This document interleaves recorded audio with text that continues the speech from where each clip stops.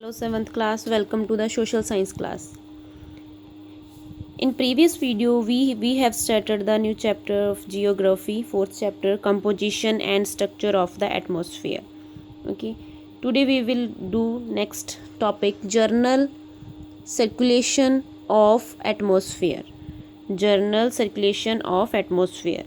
The horizontally and vertically motion of atmosphere at the globe level is called the journal circulation of atmosphere.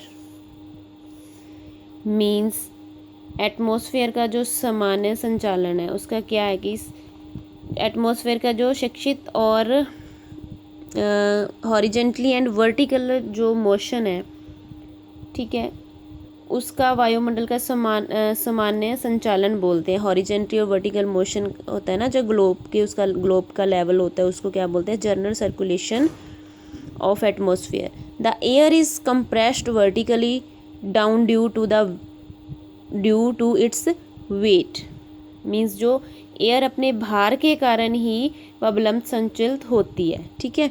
As a result half of the बुक्कल of atmosphere squeeze at the bottom.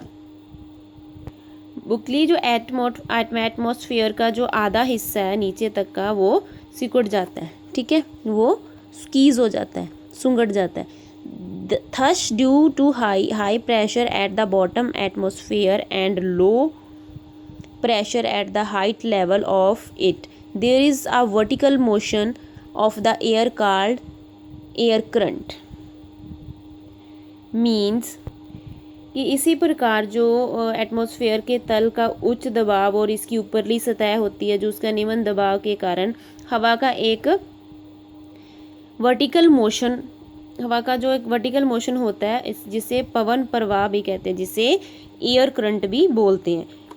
Next is due to high temperature near the equator and lowest temperature at the poles, air would have always move from the equator toward the poles in the form of wind.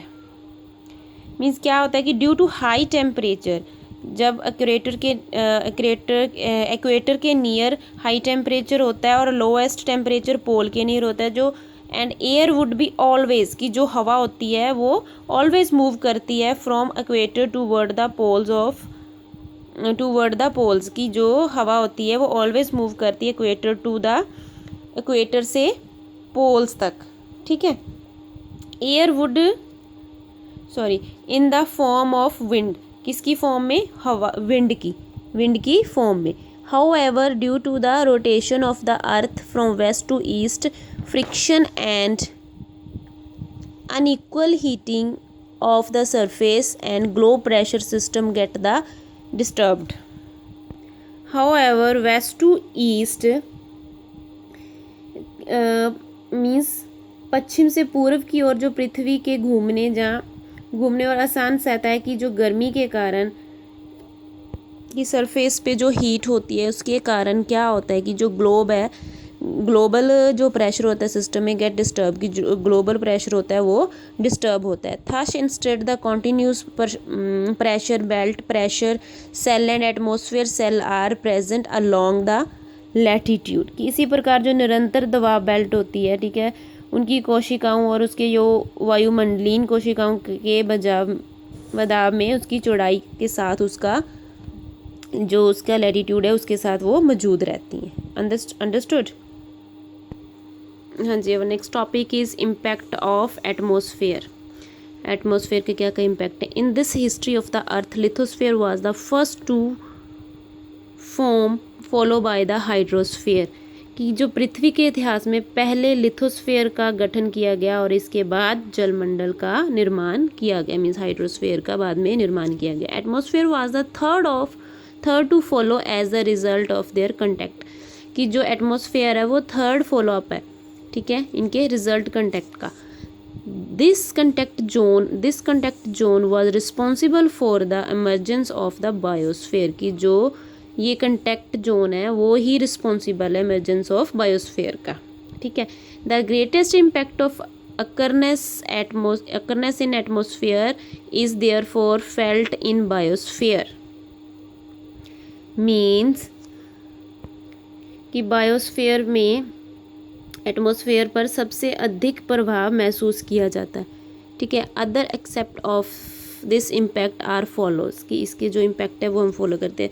First is atmosphere is responsible for the weather and climate phenomena occurring on the earth, कि जो atmosphere है अर्थ पर weather और climate के लिए वो जो वातावरण है वो जिम्मेवार है, ठीक है। जो एटमॉस्फेयर है वो जिम्मेवार है। All the circularity movements between lithosphere and hydrosphere pass through the atmosphere, कि जो लिथोस्फेयर एंड हाइड्रोस्फेयर के बीच की जो संचार गतिविधियाँ हैं वो वायुमंडल से होकर गुजरती हैं, ठीक है।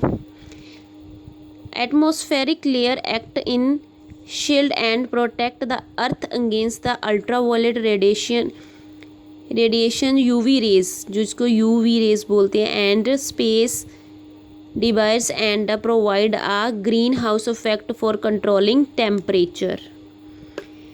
मीन्स जो एटमॉस्फेरिक लेयर है उसका क्या एक्ट है, उसका एक्ट है कि जो वायुमंडल की जो लेयर्स होती हैं वो गोलों के रूप से कार्य करती है और पृथ्वी पर अल्ट्रावायलेट जो रेज होती हैं और आकर्षित जो मलबा होता है उससे बचाती हैं और तापमान को निरंतर करने के लिए ग्रीन हाउस प्रभाव प्रदान करती हैं। Understood.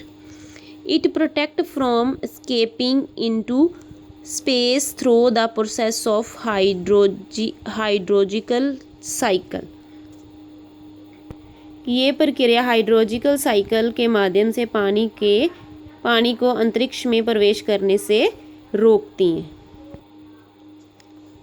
It moderate the impact of solar radiation on the earth, कि ये पृथ्वी पर जो सोलर विकिरण है के प्रभावों को निरंतर करता है, ठीक है। इट इज़ रिस्पॉन्सिबल फॉर और terrestrial life and other process occurring on the earth including the external process of the land formation। ये पृथ्वी पर, ये अर्थ पर होने वाले सभी जो परजीवी जीवन और अन्य प्रक्रियाओं के लिए जिम्मेवार है, ठीक है।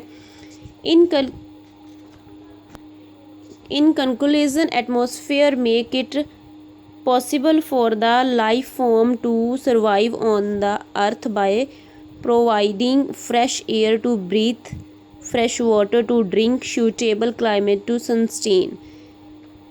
क्या है कि जो इसका कंक्लूज़न यही निकलता है कि जो एटमॉस्फेयर है, एटमॉस्फेयर सांस लेने के लिए ताज़ा हवा, पीने के लिए ताज़ा पानी और सूटेबल क्लाइमेट सस्टेन करता है, हमें सूटेबल क्लाइमेट हमें प्रदान करता है, ठीक है। We can not live without the atmospheric shield around us, it is hold us down on the earth surface against the gravitational pull. Means क्या है कि हम अपनी चारों ओर जो वायुमंडल के जो आइलेट्स से बिना नहीं रह सकते, क्योंकि ये ग्रेविटेशन पुल के खिलाफ पृथ्वी की सतह पर हमें नीचे रखता है। Understood. Our chapter is completed. I hope you all will listen very carefully this video. Thank you.